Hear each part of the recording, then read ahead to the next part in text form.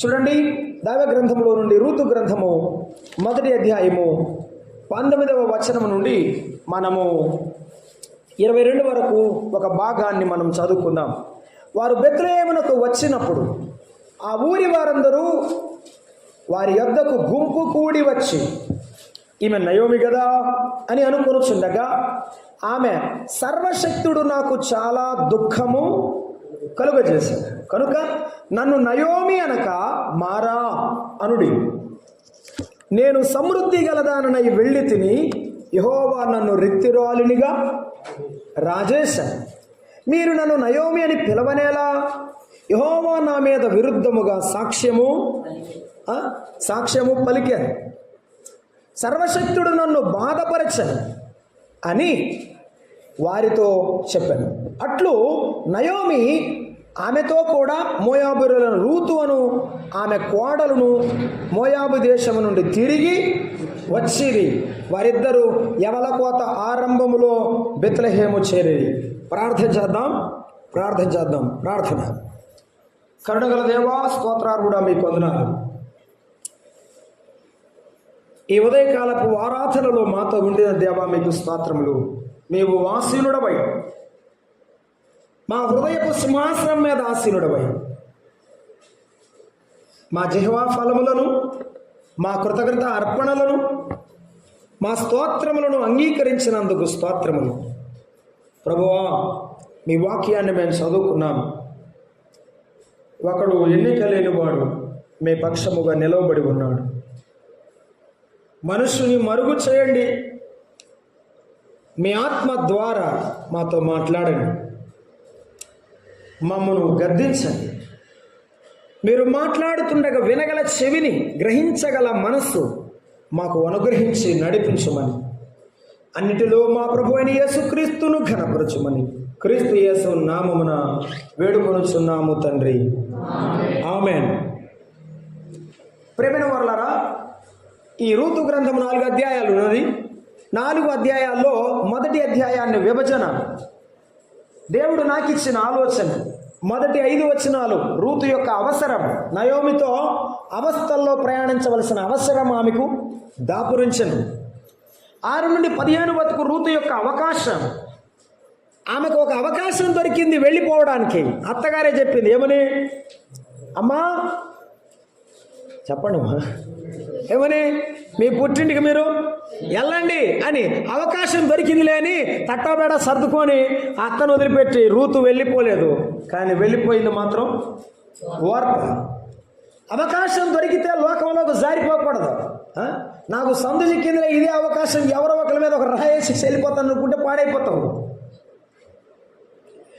Ruth అవకాశాన్ని ఉపయోగించుకుంది. ఏం అవకాశం? నయోమితో నడిచే అవకాశం, లోకంతో నడిచే అవకాశం కాదు.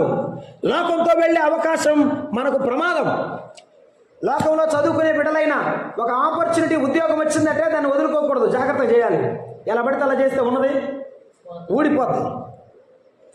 ఆధ్యాత్మికమైన భక్తి జీవితమైన అంతే, ఆరాధనైనా అంతే. మనకున్న భక్తి జీవితాన్ని కాపాడుకున్నప్పుడే మన గౌరవం, దేవుని ఎదుట ఆశీర్వాదం. దాన్ని పోగొట్టుకుంటే దుఃఖపడతాం.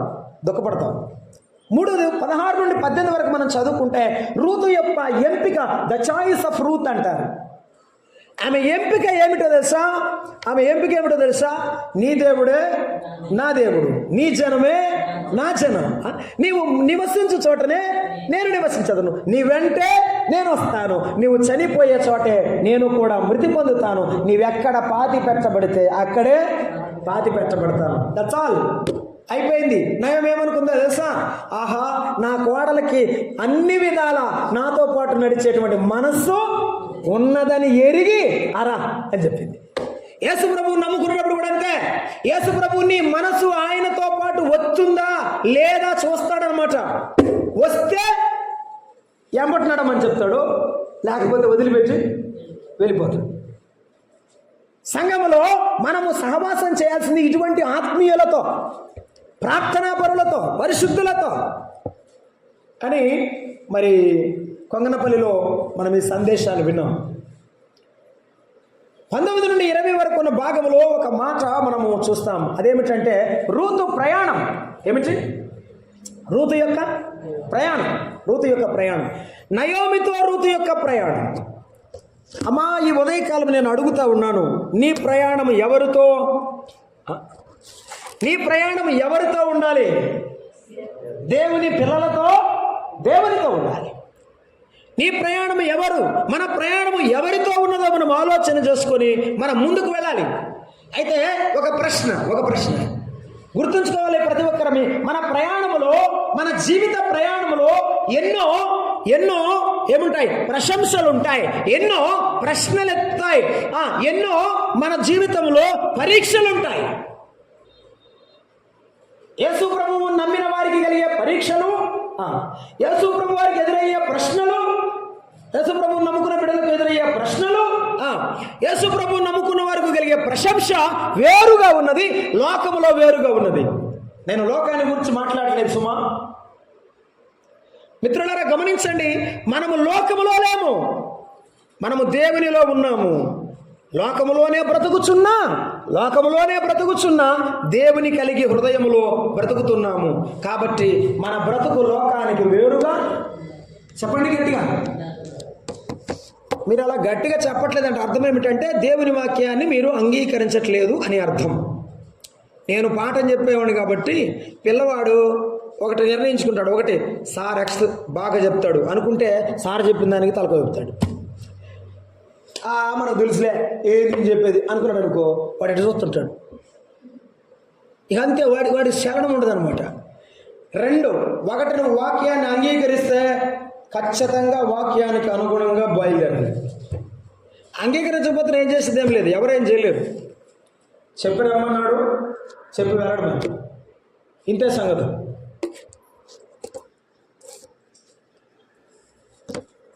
మన ప్రయాణంలో మనకు కొన్ని ప్రశ్నలు ఎదురవుతాయి, మన ప్రయాణంలో కొన్ని పరీక్షలు మనకు ఎదురవుతాయి, మన ప్రయాణంలో ప్రశంస కూడా ఉంటుంది. గుర్తుంచుకోవాలి. అక్కడ నాకు చెప్పడానికి చాలా సమయం లేదు, నేను టూకీగా మీకు గుర్తు చేస్తాను. వారి ప్రయాణం ఎలా ఉందంటే, రూతు యొక్క ప్రయాణము నయోమితో వెళ్ళేటప్పుడు ఎలా వెళ్ళింది? 18వ వచనం చదవండి. 18వ వచనం. తనతో కూడా వచ్చుటకు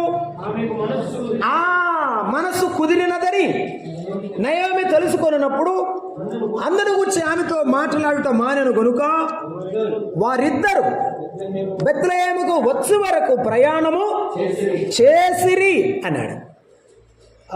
వారిద్దరు అంటే అర్థమేమిటి? కలిసి అని అర్థం.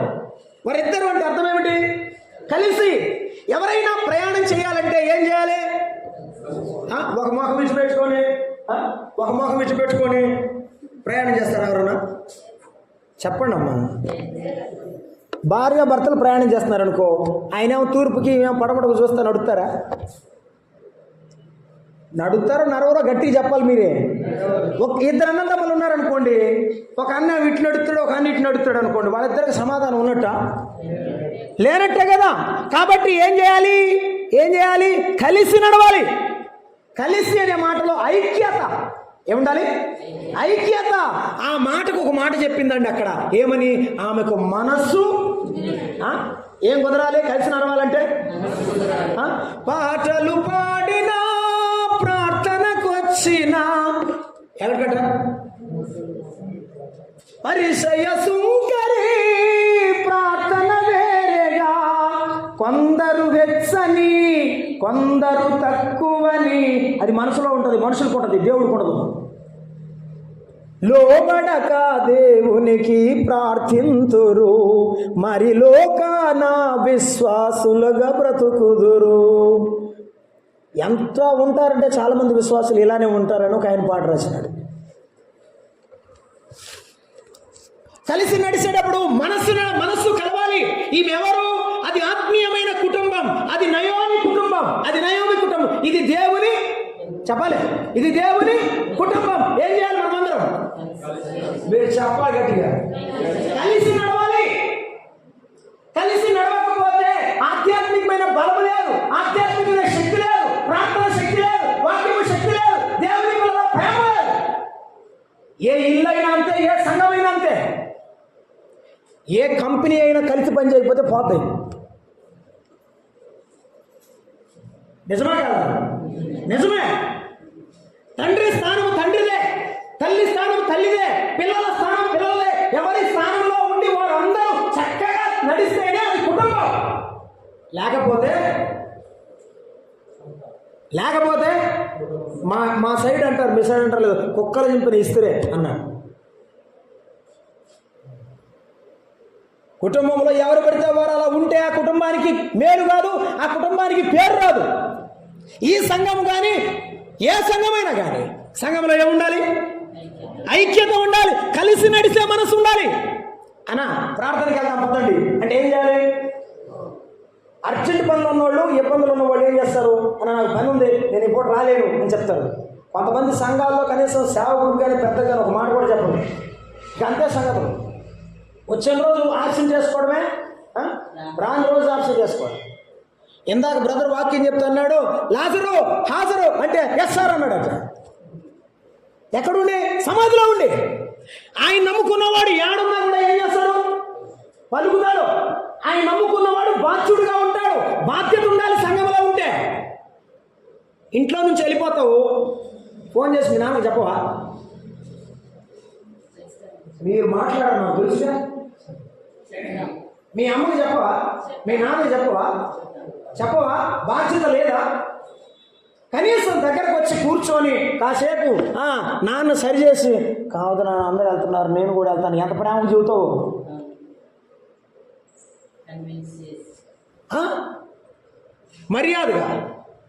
మర్యాదగా ఒప్పించి అలా కాదు ఇలా కాదని చెప్పి వెళ్తావు.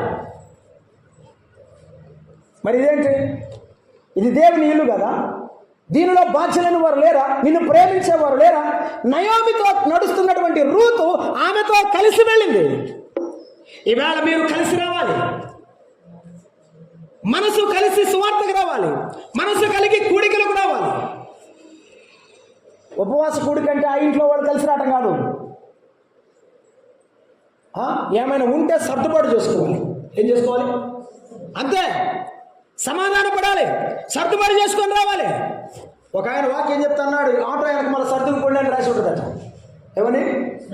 సర్దుకుపోండి. ఏంటికి సర్దుకుపోయేది? ఖాళీ చాలకపోతే పక్కన వాళ్ళు ఖాళీ ఇవ్వమని.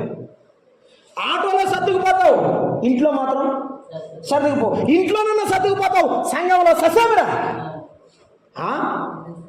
ఎందుకు సర్దుకోవాలి? ఎందుకు సర్దుకోవాలి అంటే నేనేమో తక్కువ తిన్నానా? నిజమే, నువ్వు తక్కువ కాదు. తక్కువైతే చాలా ఎక్కువగా ఉండాలి, ఘనంగా ఉండాలి. నీ బ్రతుకలానే ఉండాలి, నీ మాట అన్ననే ఉండాలి. అప్పుడు అందరూ నీకు భయపడాలి సంఘంలో. అలా ఉండు. రూతు మనసు ఎరిగిన నయం అంటుంది, అమ్మా నేను నిన్నేమను, వెళ్దాం పద. నీ మనసు కూడా అలానే ఉండాలి. ఎప్పుడైతే నీవు కలిసిన మనసు ఉంటుందో అప్పుడు అర్థం చేసుకుంటావు, అప్పుడు నీవు నడవడానికి నీకు మనసు వస్తుంది.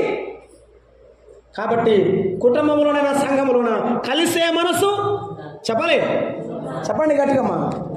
కలిసే మనసు ఉండాలి. కలవని మనసు ఎప్పుడైనా ఇబ్బందికరమే.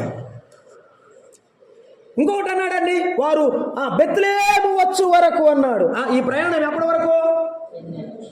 ఏమండి? బెత్లెహేము వచ్చే వరకు, పరమ బెత్లెహేము అయినటువంటి పరలోక రాజ్యం మనం చేరే వరకు మన ప్రయాణం కలిసే ఉండాలి, కొనసాగాలి. ఇది ఎప్పటి వరకు అంటే చివరి వరకు. ఈ ప్రయాణము ఈ రోజుతో కాదు.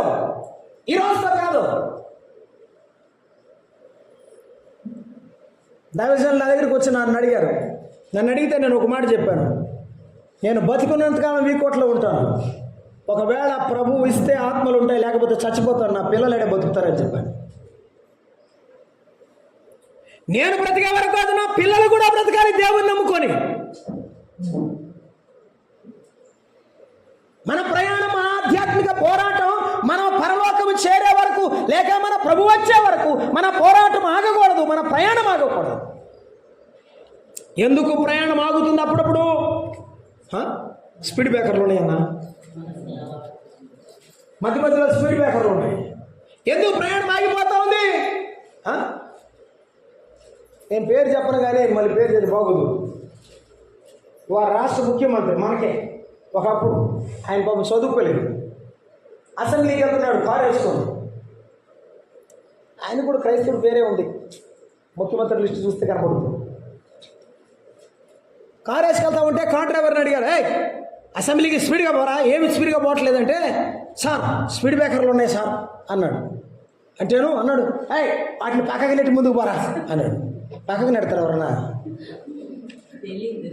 ఆయనకి స్పీడ్ బ్రేకర్ అంటే ఏంటి తెలియదు అనమాట. అర్థమైందా? చాలా మంది దేవుని పిల్లలకు ఆటంకాలు వస్తాయి. ఏమొస్తాయి? ఆటంకాలు వస్తాయి. ఆటంకాలను మనము అధిగమించి ముందుకు రావాలి. వాటిని దాటాల్సిందే, తప్పదిక. వాటిని పక్కన పెట్టడానికి కుదరదు. వాటిని అధిగమించి ముందుకు రావాలి. ప్రార్థనకు వచ్చేటప్పుడు పిల్లలాటం, ప్రార్థనకు వచ్చేటప్పుడు చుట్టాలాటం అప్పుడే వస్తారు. వాళ్ళకి ఎప్పుడు కుదరదు, ఆదివారం వస్తారు. ఏం చేయాలి? ఏం చేయాలి చెప్పండి. వేటపాలెం దగ్గర ఆనంద గారు అని దైవజనులు ప్రభు దగ్గరికి వెళ్ళారు. ఆయనకంట చుట్టాలు ఫోన్ చేశారట, అయ్యా ఈరోజు మిమ్మల్ని చూడాలనిపించింది, మాకు సెలవు దొరికింది, ఆహా మేము ఇంటికి వచ్చేస్తున్నాం అని చెప్పారట.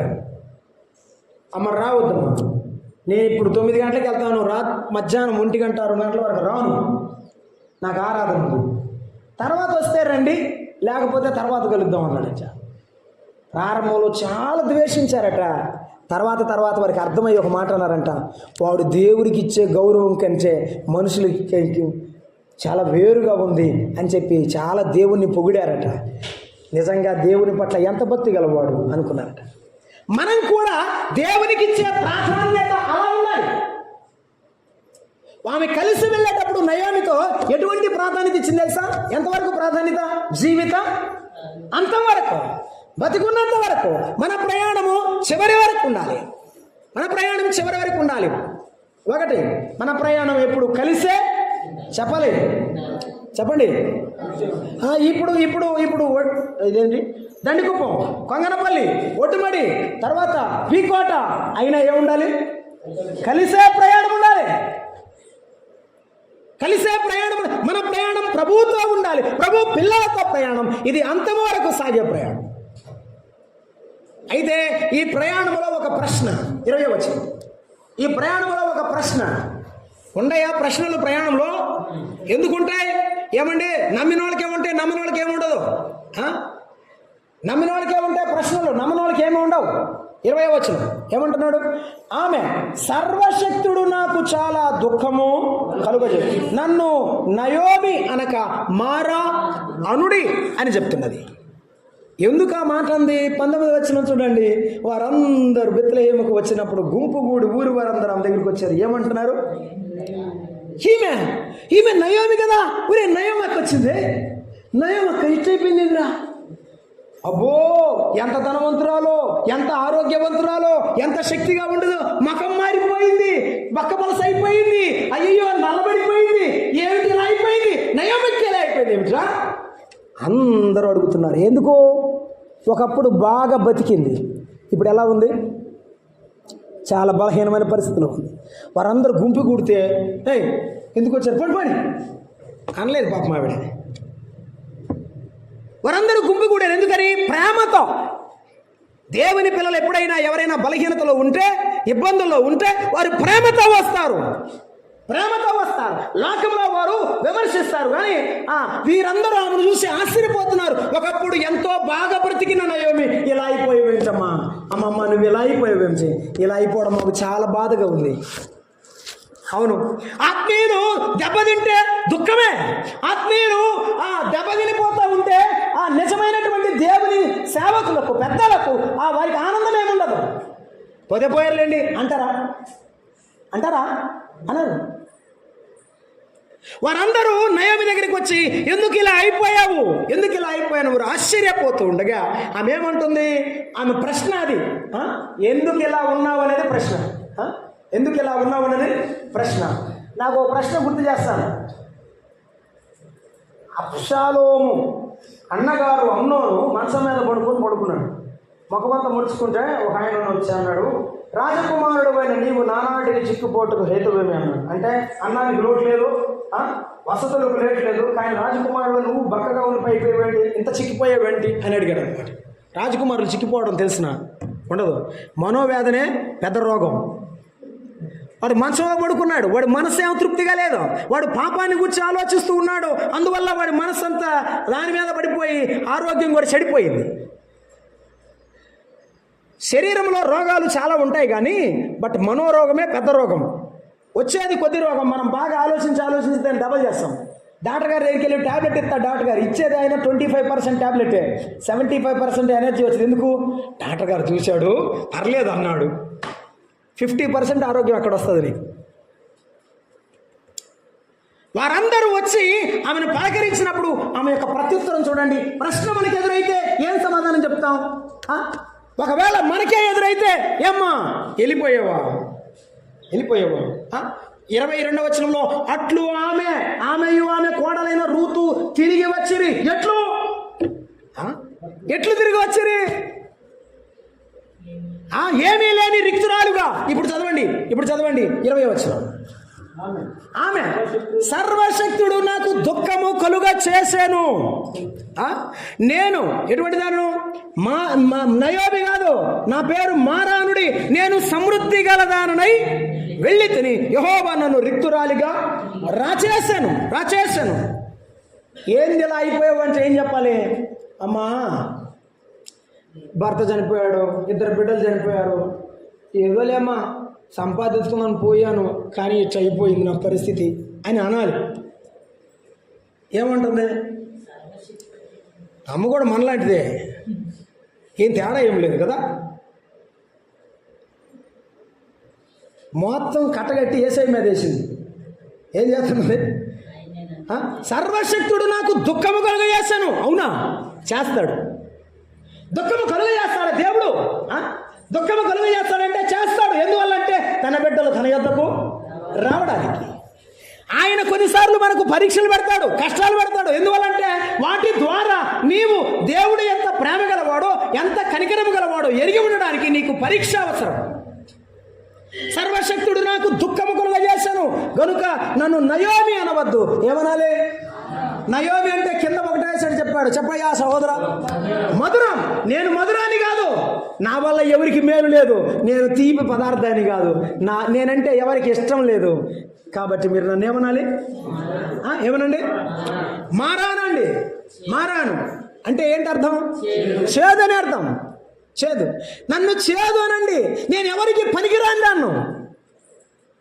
మరి ఒకప్పుడు సర్వ సమృద్ధి గలదానై వెళ్ళి తిని. ఒకప్పుడు అందరికి పనికి వచ్చింది, సమృద్ధి ఉన్నప్పుడు అందరూ వచ్చారు, నా ఇంట్లోనే భోజనం చేశారు, నేనే అందరికి పెట్టాను, బాగున్నాను, దేవుడు నన్ను దీవించాడు, నా భర్తను తీసుకుని వెళ్ళిపోయాను, దేవుని విడిచిపెట్టి వెళ్ళిపోయాను, లోకంలో కలిసిపోయాను, కష్టాలు పడ్డాను, నా భర్తను బిడ్డను పోగొట్టుకున్నాను, ఇప్పుడు నేను ఒంటరిదాన్ని వచ్చాను. ఈ వెధవరాలు ఎవరికి పనికి వస్తుంది? ఎవరికి పనికి వస్తుందయ్యా? ఎవరికి పనికిరాదు వెధవరాలు?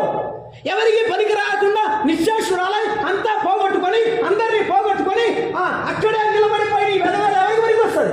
కాబట్టి నన్ను మారాలి పిలవండి. నాలో ఏ మంచి చెప్పాలి. తిరిగి వచ్చే వాళ్ళలో ఉండాల్సిందేంటి? ఇది ఏముండాలా? నాలో ఏ మంచి లేదు ప్రభువా, నాలో ఏ మంచి లేదు. నీవు నన్ను ప్రేమించావు కానీ నేను పోగొట్టుకున్నాను, మరలా ఇప్పుడు వచ్చాను, నాకు సహాయం చేయి. ప్రభు తప్పకుండా దేవుడు నిన్ను కనికరిస్తాడు. నయోమి పలుకుతున్న మాట అదే. నన్ను నయోమి అనక మారానండి. నేను మధురాన్ని కాదు, నేను చేదును, నేను ఎవరికి పనికిరాని దానను. మరొక మాట అందండి, సర్వశక్తుడు దుఃఖము కలుగు చేశాడట. ఏమన్నది ఇంకొక మాట? యెహోవా నన్ను రిక్తురాలినిగా తిరిగి రాజేశాను. తిరిగి వచ్చినప్పుడు ఎలా వచ్చినట? ఒంటరి. ఇవాళ గుర్తుంచుకో, దేవుని విడిచిన వానికి శ్రమలు విస్తరిస్తున్నాయని సామెతల గ్రంథంలో రాసి ఉన్నది. యేసు ప్రభువుని విడిచిపెడితే నీకు శ్రమలు విస్తరిస్తాయి. యేసు ప్రభువుని నమ్ముకున్న నీవు లోకములో కలిసిపోతే నీ దేవుడు నిన్ను విడిచివాడు కాదు, మనసువాడు కాదు. ఎలా అయినా గాలమేసి తీసుకొని వస్తాడు, విడిచిపెట్టాడు. తన బిడ్డను విడిచిపెట్టడం తండ్రికి ఎప్పటికీ ఇష్టం ఉండదు. ఆయనకి సంతోషం కాదు. ఎలా అయినా సరే నా బిడ్డ నా దగ్గరకు రావాలి. ఇస్తాడు, అవకాశం ఇస్తాడు.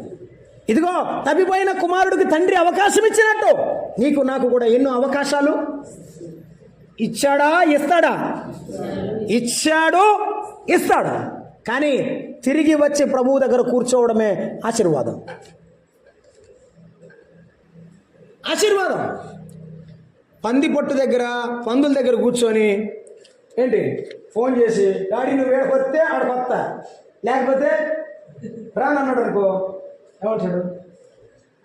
మొత్తం చూడు సైలెంట్గా చెప్పక ఏమంటాడు?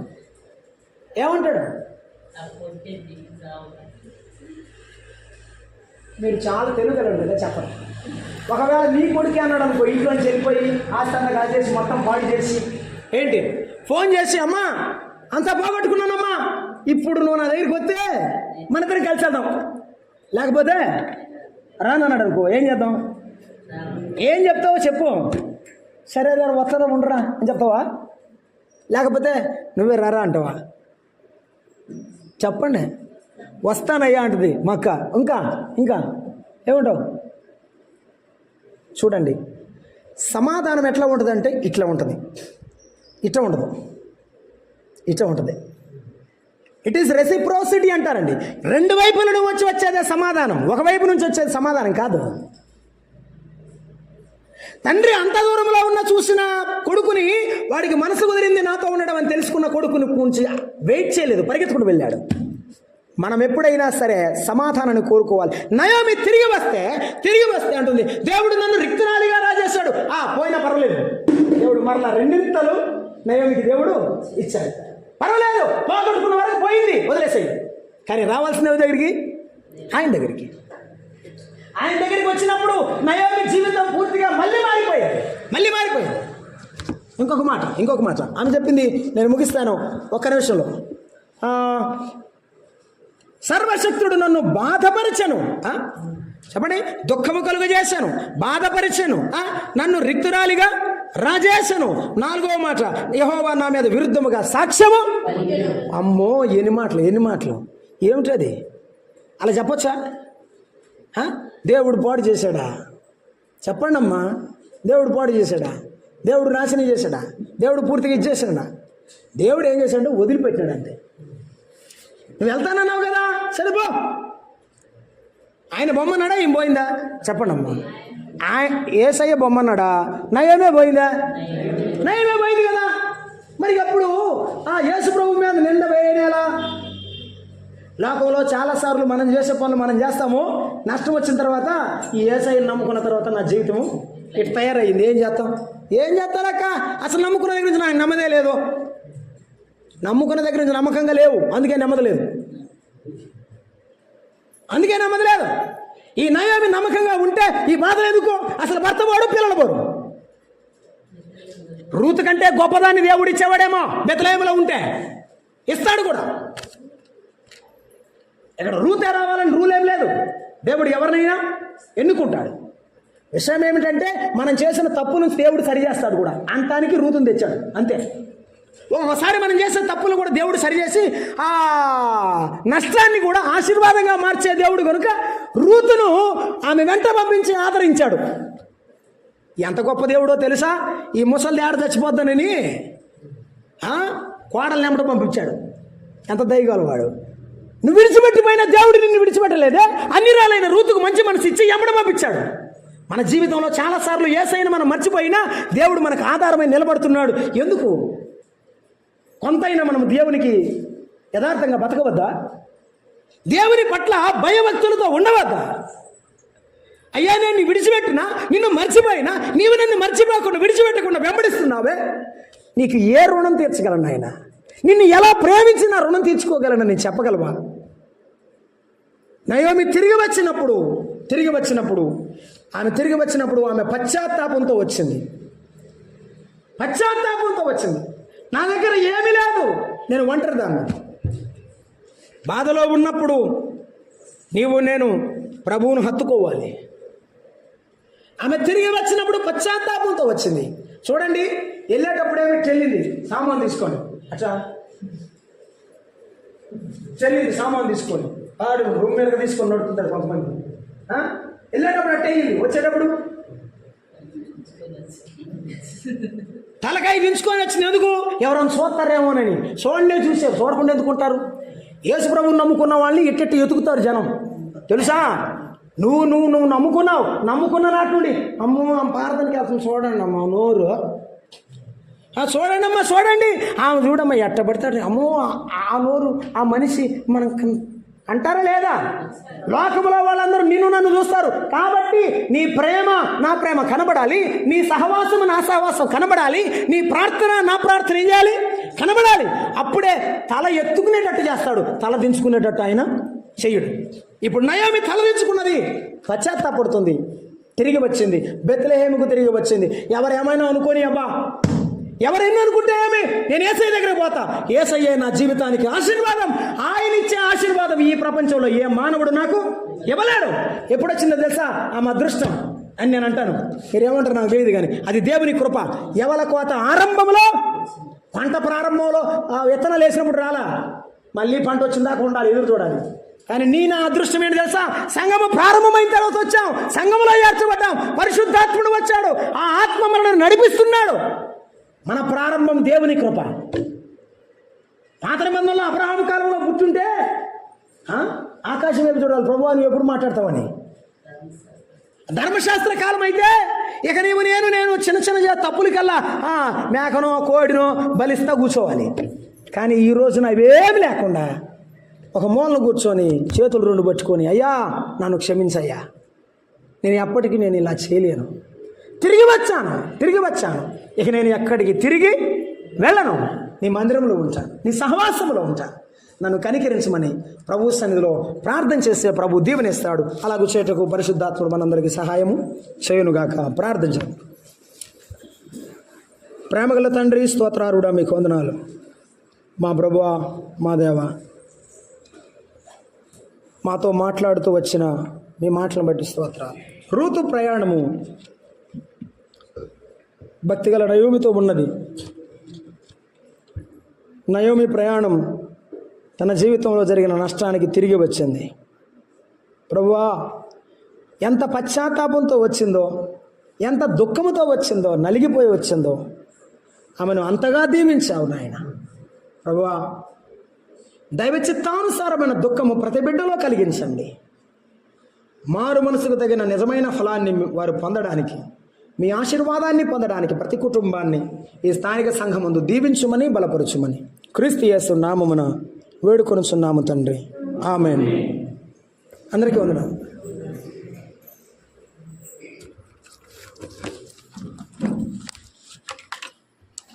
బ్యాటరీ అయిపోయింది.